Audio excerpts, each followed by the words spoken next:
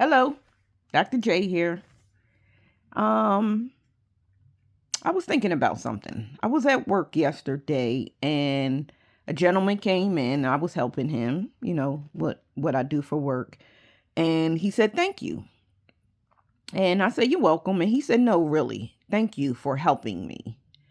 He said, "I've been trying to find the help that I need and I haven't been able to find it, and you were the one that was able to help me." And I said, I'm glad I can help you. I could help you." And I said, "Well, did you not find the help because nobody would help you or nobody could help you?" And he kind of looked at me puzzled, and I said, "Well, there is a difference." And he's like, "Really?" And I said, "Yeah." I said, "Sometimes people don't want to help you because for whatever reason, they feel like whatever situation you're in, it was your fault, or um for whatever reason, right? And then there is they can't help you because whatever it is that you need help with, they don't have.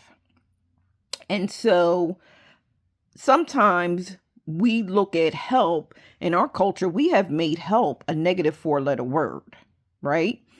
Um, because we look at it as though the person that needs help is weak or incapable or incompetent, right? Or they're in a situation like this that they need help because it's their fault. And sometimes that could be so far from the truth.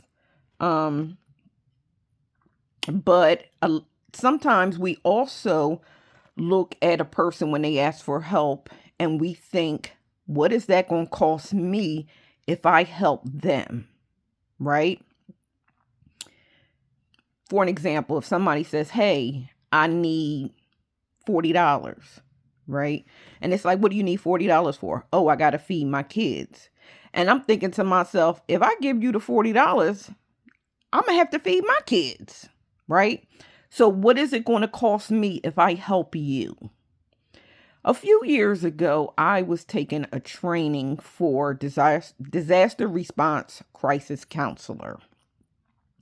And so during the training, the trainer said, who was also a hostage negotiator, he said, when I'm doing trainings and I'm teaching people like self-defense and stuff like that, he said, I tell them, don't scream for help. And I'm like, why would you not scream for help? He said, if you're getting attacked or if somebody trying to drag you in an alleyway, don't scream for help. And my brain is saying, you need some help. You better scream for help. He said, no, I tell people scream fire.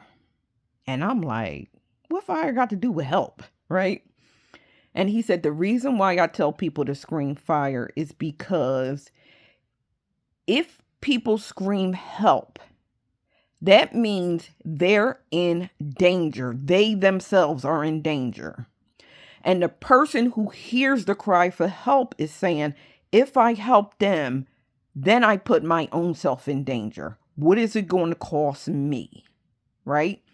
But if you scream fire, he said fire is not a human threat. And therefore, people will respond to help, either call 911, fire department, whatever, because the threat is not a human threat. And that's a whole other story. I'll get into that later. But the human interaction and needing help from others has become a negative, right? And somehow, some way, we got to flip that because needing help is not a negative. It is a human response, a human nature thing. We all need help for one thing or another, whatever it is, we all need help. And when we get into a place where we don't ask for help because we're either embarrassed or we feel judged, that does nothing but shut us down, right? I've had situations in my life where I was too afraid to ask for help because in the past, when I did ask for help, I felt like I didn't get it, or I was judged because I needed the help, or I was embarrassed because I needed the help, especially if I got myself in a situation. Oh, man. But if you need help, you have to ask for it. You don't have to. You don't have to. You could sit in your pity and wallow and in your space of need. Um, but hopefully we will get enough courage one day to say, I need help. Help is not a bad thing. Help lets you know you are human.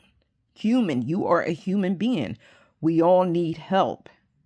And I think it's even more courageous that people come to the realization to say, I need help. I need help.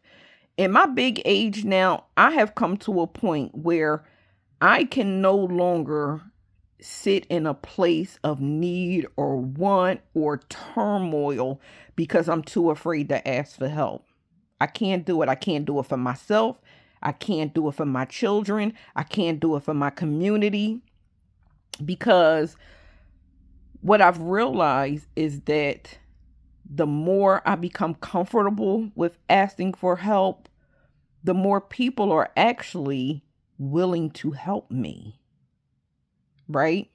And in turn, I am willing to help others that need it because I know I need help. And somehow, some way, I know if I ask God, the universe, people that love me, the help, even if it comes in a way I'm not expecting, will come. It will come, right? So don't be afraid to ask for help. Do not be afraid to ask for help. You're not weak. You're not incapable. You just in a place that you can't do it right now for yourself. But when others ask you for help, give them that same grace. They're in a place right now that they can't do it for themselves. Right? So let's not continue to use or make help a negative 4-letter word. It's not.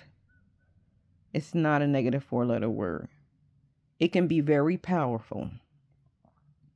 Help can be very powerful, especially when used for its sole purpose of helping. I'll talk to y'all later.